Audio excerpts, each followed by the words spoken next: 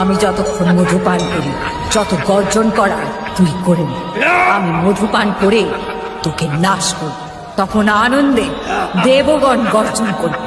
মহিষাসুর বস্তি থেকে রূপ ধরে মহিষের, এবার দেবী বধ করতে উদ্যত হলেন মহিষকে ভয়াল আক্রোশে।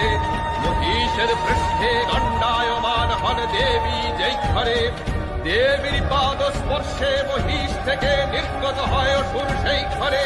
ত্রিশূল বিদ্ধ করেন দেবী ভয়ঙ্কর মহিষাসুরে।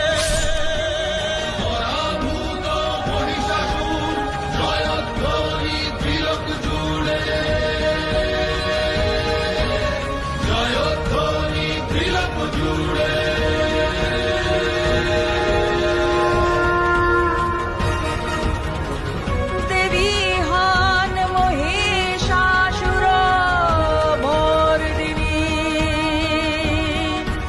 দেবী